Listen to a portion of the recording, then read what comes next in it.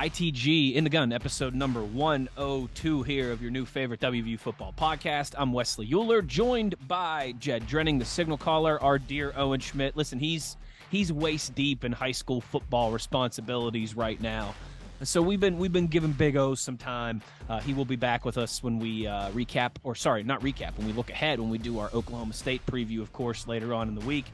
But for this Week 8 Pick'em edition of ITG, you have got myself, Wesley Schuyler, and the signal caller, Jed Drenning. Of course, as always, we're brought to you in part by our friends at BetOnline, where the game starts. All right, Jed, let's get right into this.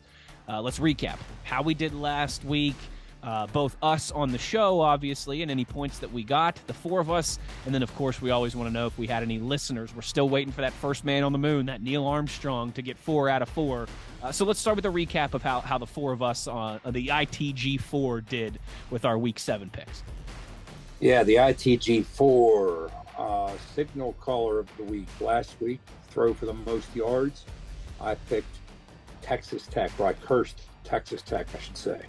And certainly I did. I threw the hex at Baron Morton, and Baron Morton was playing a heck of a football game and, of course, got hurt in the second quarter. So that's how the hex works.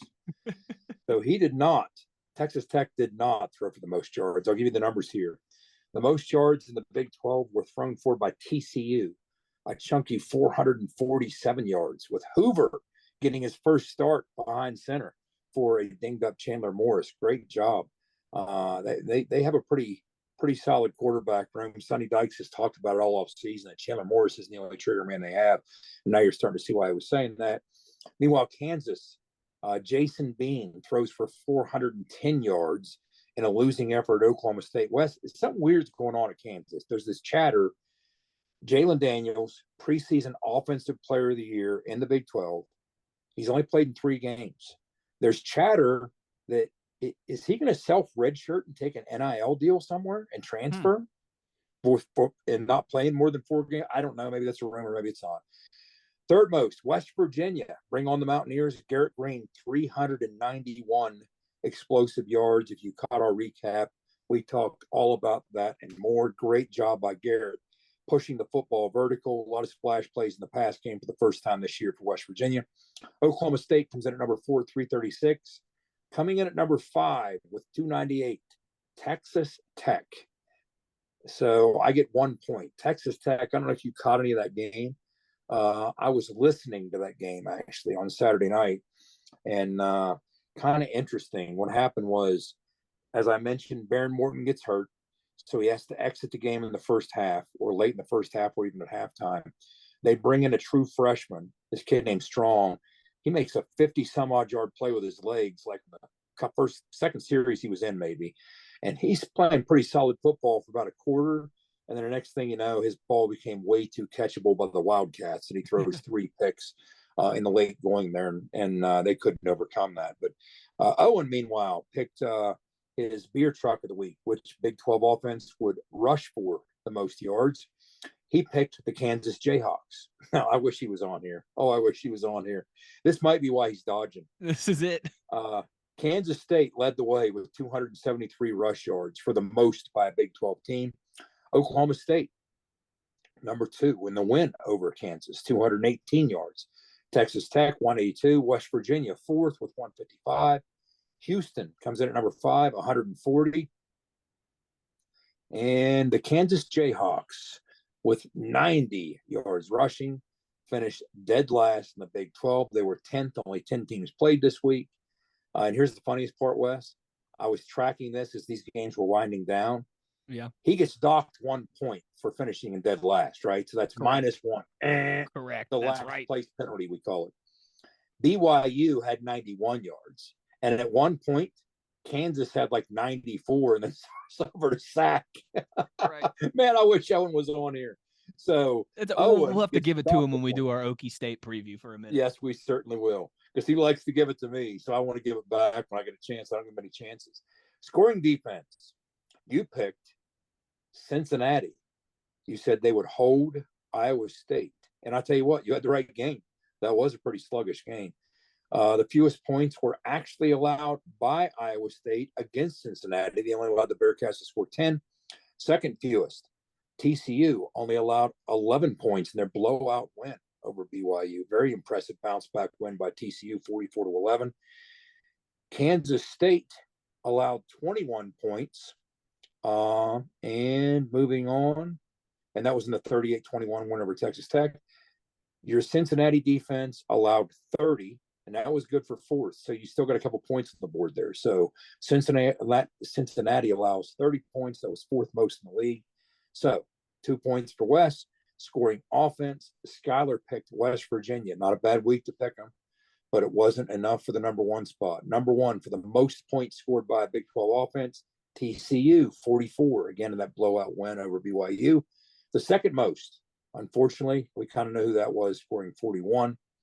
Coming in at number 3 and a third place tie, West Virginia scored 39 against Houston, and Oklahoma State scored 39 for their second straight bounce back win. So that's good enough for Schuyler to chalk up 3 points. So that's kind of where things went with our 4 picks last week. Well, Jed, before we get to what that means for the standings, I don't believe we've had our Neil Armstrong yet, but I think we had another 3 for 4, another solid 750 batting average for one of our listeners. 2 3 for 4s. So how about we'll that? Get to that because we're gonna put their names on the board. First of all, we had 3 2 out of 4s. Those 3 2 out of 4s were J.D. Anderson, Brock Melko, sound familiar? Darren Snyder was our third 2 out of 4. And before we get to the 3 out of 4 mentions, I do want to give a special shout out to Debbie Friend. Debbie was the only listener / viewer to get the rushing offense of the week in the Big 12 correct. Very impressive. She was the only person to pick Kansas State to rush for the most yards, and she nailed it. Good job, Debbie Friend. So we had 2 listeners / viewers get 3 out of 4. We had John Prowse get 3 out of 4. The only one that he missed, he picked the Mountaineers to rush for the most yards. Of course, they did not. And Logan, I apologize in advance if I mispronounce this, Ballengee. You're going to see it on the screen there. It's Ballengee. I'll tell you what, I'm going to need to learn how to pronounce that soon if I can't already. Logan Ballengee and John Prowse are 2 getting 3 out of 4. 3 out of 4. And we've said it before, and I'll say it again. I don't know if I can stress how incredibly challenging and difficult getting one of these is, much less getting 2, as those we mentioned, or even 3 as the anointed 2, the anointed pair that we mentioned here. So super job. We have the smartest listeners in sports. I'll say that. The smartest listeners in college football. They're showing us up here on a lot of these weeks, Jed. That's for sure. So great stuff. Shout out to Debbie. I tell you what. And I'm telling you, I'm feeling it. I think by the end of October, someone's going to get 4 out of 4. So make sure you're going to our Twitter page. In the Gun Podcast is where you find us on there. We tweet out the link every single week. It's just a simple Google spreadsheet form. I mean, you email your name and your 4 picks. It will take you literally 20 seconds. That's it. And Wes, that's it. I'm going to add one more thing. Debbie, if you're listening or if you're a friend of Debbie's, please tell Debbie. What I would recommend you do is you go out and show all your friends, pull up any highlight of Owen Schmitz that you choose. I'd say the Fiesta Bowl run, the one where he became the runaway beer truck. Show that to your friends and tell your friends, hey, you think this guy knows a thing or two about running the football? Well, let me tell you a thing or two about running the football. And say, I know more than he does. I picked the right team and he didn't. Listen, Debbie, if you live anywhere near Greenbrier West, show up on Friday with like a clipboard and a visor and tell Owen you're ready to coach for him. Yes. I love it. Before we get to what that means for the standings, a big thank you to Toothman Ford for being a presenting sponsor of this here podcast, this here program In the Gun. We all know cars cost less in Grafton. Shout out to our guy JR, and make sure you're checking out Toothman for all of your vehicle needs. In terms of the standings, gives me a little bit more points at the top. Schuyler can throw up the graphic here now. Gives me a little more points at the top. Schuyler, though, getting a little separation from Big Owen as he gets some points and Big O gets docked a point. So Schuyler stays in second place, Big O in third. Jed, he's no longer skunked. All right, he's no longer got to do the naked lap because he's got 0, but he's still down there in the basement in fourth. Although Jed, it ain't no fun when the rabbit got the gun, and Jed now has some ammunition on Big O here. At least. Hey, you can't go broke making a profit. At least for the rest of the week. That's absolutely right. So we're going to take a break here real quickly. When we come back on the other side, Jed and I will give our picks. We'll share Owen and Schuyler's for this Week 8 edition of the Big 12 slate. We'll do all of that when we return in just a minute. In the gun. Nobody supports the blue and gold Mountaineers like Toothman Ford. With over 20 NIL deals and counting, Toothman Ford continues to rally behind our student athletes. And it's time we rally and support the dealer that supports the Mountaineers. Not only does Toothman Ford offer the best prices in the state on pre-owned, their never over MSRP campaign on new Fords guaranteed to save you thousands. Drive with pride all season long, knowing you're supporting the dealer that fuels our Mountaineers. Toothman Ford, where cars cost less, in Grafton and at toothmanford.com. For more West Virginia Mountaineer football content, be sure to follow us on Twitter at In the Gun Podcast. For nearly 20 years, Fortis has been the nation's leader in providing guaranteed roof performance programs for commercial buildings. Fortis offers roof performance solutions that feature extensive initial and ongoing reconditioning for commercial buildings as an alternative to traditional replacement, with long-term performance guarantees that are backed by global leader Lloyd's of London. Fortis offers a comprehensive range of roof performance management programs that provide financial security, extend the life of our customers' roofs, and make a significant impact on ROI. Fortis is currently improving performance and increasing ROI for customers at more than 4,800 locations, with more than 140 million square feet protected, including many Fortune 500 companies that have turned to Fortis to save money, gain financial certainty, and extend the life of their existing roofs. Fortis has helped customers save more than $520 million in capital roof replacement costs for an average ROI of over 250%. To learn more, visit fortis.us.com. Fortis, roof performance and financial certainty guaranteed. Let's go, Mountaineer fans. You're tuned in to In the Gun with Wes, the Runaway Beer Truck, and the Signal Caller. Back in the gun here, ITG episode 102. It is our Week 8 Pick'em edition. All right, we've done our recaps. We've done our standings. We've had our break here as well. You know what that means. It's time to get to the picks. Jed, before we share Schuyler and Owen's selections, what do you got for us? Signal Caller this week. You're starting to build a little momentum here, all right? Rough start to the season for you, but the last 2 weeks you've been hitting singles. Maybe you had a double off the wall there at some point as well, too. You're staying alive in this thing. So who you going this week? Week 8, your Signal Caller offense of the week. Who's going to throw for the most yards in the Big 12?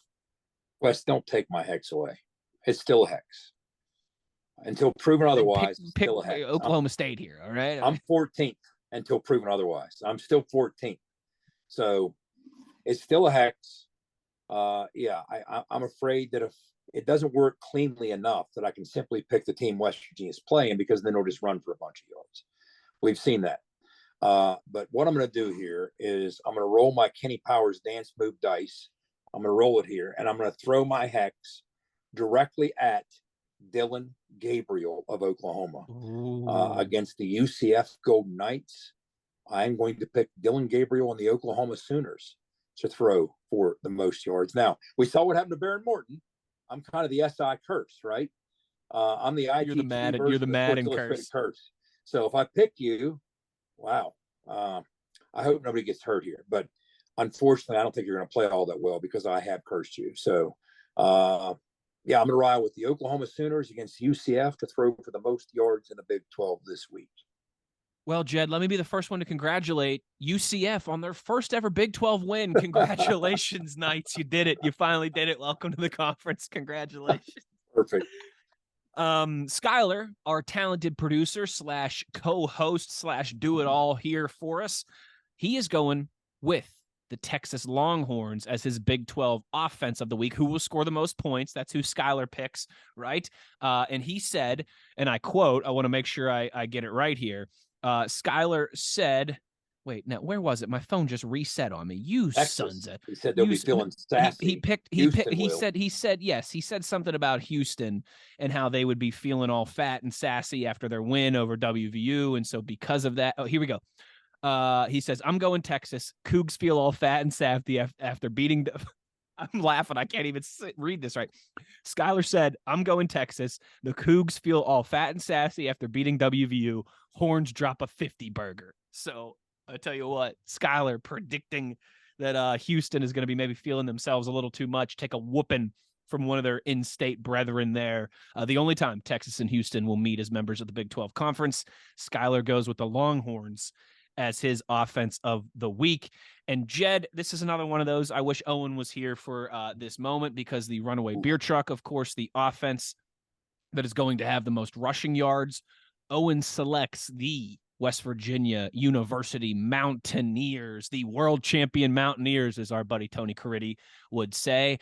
And I like that, Jed, because for my Big 12 defense of the week, which defense will give up the fewest points in the conference this week, I'm going the world champion Mountaineers as well, too.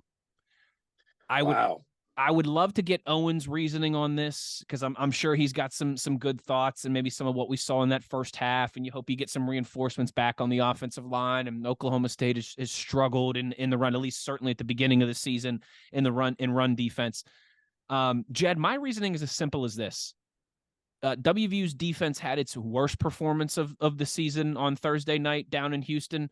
I think they will respond by having their best or one of their best performances of the season. And I know that's a tall task, because they were very good against Pitt, only gave up 6 points, right? They were very good against Texas Tech. But I'm putting my faith in the Mountaineers here. I know Oklahoma State has played much better the last couple of weeks. That offense is starting to come alive. But I think that defense, and they've got extra time, right? Not just a week. They've got 9 days to sit there and replay some of those missed opportunities against Houston, some of the turnovers that they could have had that they didn't, some of the untimely, maybe momentum swing type plays that they gave up to the Houston offense. And of course, I know they'll all, at least the 11 guys that were on the field, be replaying that Hail Mary at the end of the game. Should I have done this? Could I have done that? Why didn't I do this? Anyone who's ever played a sport, you have those moments of reflection, and it just sits with you and it stews with you. And again, they get it for 2 extra days this week with that game against Houston coming on a Thursday. I think they're going to respond in a big way. Back at home, and what I still think, obviously not as juiced as it would be if we were 5-1 and ranked going into this thing, but I think a crowd that is ready to get behind this team and show that they still believe that this can be a memorable season and that we still got everything to play for right in front of us.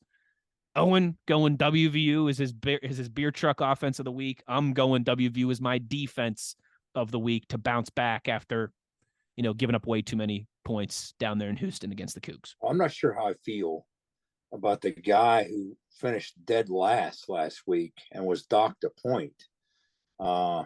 Now, if Debbie's picking West Virginia, I feel pretty good. Yeah, but we got to look for Debbie's picks in the spreadsheet. I'm a little worried. Wes, I'll be honest with you. I hope the curse stayed with me and it hasn't moved to Owen. That's what I'm hoping. That curse better still be mine. My Kenny Powers roll the dice curse better still be mine. And I'm hoping West Virginia explodes in a big way, because that would really be beneficial for the Mountaineers and their effort. And like you talked about, I think that there's an appetite for a 3:30 kick. I think we're going to have a great crowd. I think it's going to be alive and well. I think that the fan base is going to play a critical role in this game, as they have the last couple in Morgantown for us. I think all those things are going to be true. And I do expect a bounce back effort by the defense against a suddenly emerging and dangerous Alan Bowman-led Oklahoma State offense. Of course, we'll break that all that down in much greater detail in our preview episode. But yeah, they're very different. They were written off as dead and buried. And I tell you, the first one to call this the way we see it now was our buddy Phil Steele, friend of the show. He's the one who called the upset coming out of the bye week, said, hey, don't write these guys off against Kansas State quite yet. Mike Gundy's been around for a long time. You're giving him a bye week. I don't care if he lost to South Alabama or not. And sure enough, they bounced back in that one. And then they hosted a very dangerous and explosive Kansas team, Jalen Daniels or not, and found a way to pull that one out in the late going. That was a hard-fought win. That really Yeah, was. I mean, it was. they had to tussle their way back in that thing. And we're going to take their best shot against a team that, now remember, it wasn't that long ago prior to last year's season finale that these guys had our number and owned us. But I think those choices working in tandem, I hope you both get it right. Then I really like our chances. No doubt about it. No doubt about it. 3:30 crowd, homecoming crowd, fall time. It really, I mean, you walk outside in the mornings now and it just feels like football every single day.